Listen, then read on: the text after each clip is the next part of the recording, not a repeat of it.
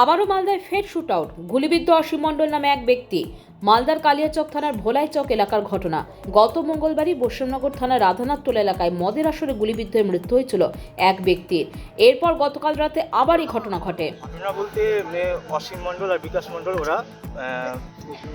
ওরা বাড়ি ফিরছিল। ওই সময় একটা রামনগর বাজারের অঞ্চলের পঞ্চায়েত যেটা আছে রামনগর গ্রাম পঞ্চায়েত, তার সামনে একটা মদের কাউন্টার আছে। সেখানে অনেকে মদ খায়।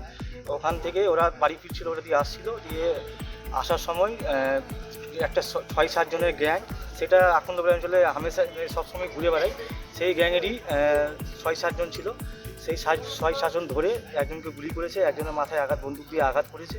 দিয়ে একজনের গুলি এখনও বেরিয়েছে কিনা সেটা বলতে পারছি না আমি।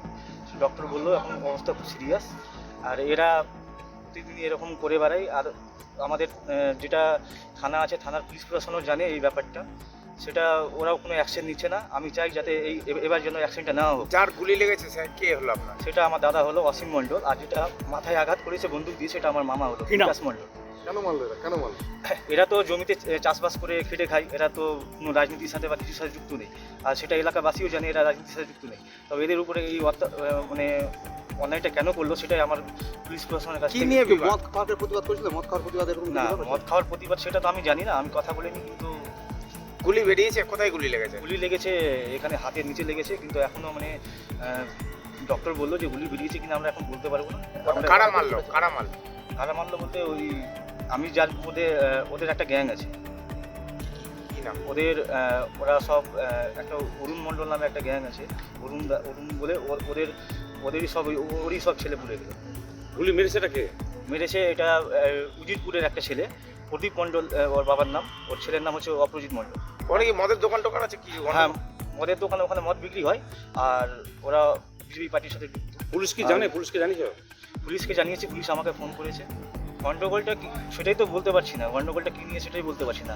আর ওরা এই যে দুজন আছে যে আহত হয়েছে, তারা কোনো গন্ডগোলের সাথে থাকে না। এরা কি করে? চাষবাস করেই খায়, জমিতে চাষ। সকাল হলে জমি যায়, সন্ধ্যা হলে জমি ফিরে। প্রতিদিন বাজার যায়, জমিতে বেগুন চাষ করে, সবজি চাষ করে। এরা এইসব করেই। কি মারলো? কেন মারলো?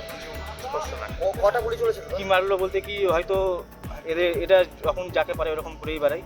এটা আমাদের আখন্দপুর অঞ্চলে এরকম ঘটনা এর আগে অনেকবার ঘটেছে, আপনারা হয়তো খবর পেয়েছেন। আমি টিএমসি করি, আর আমার মা এর আগে পঞ্চায়েত সমিতি থেকে ক্যান্ডিডেট ছিল।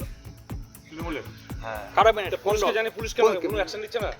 পুলিশকে ফোন করেছি, পুলিশ আমাকে বললো যে আমরা অ্যারেস্ট করে নিয়েছি আসামির নামগুলো, আমরা কনফার্ম করতে চাই। কারা মেরে তারা কন্ট্রোল করে?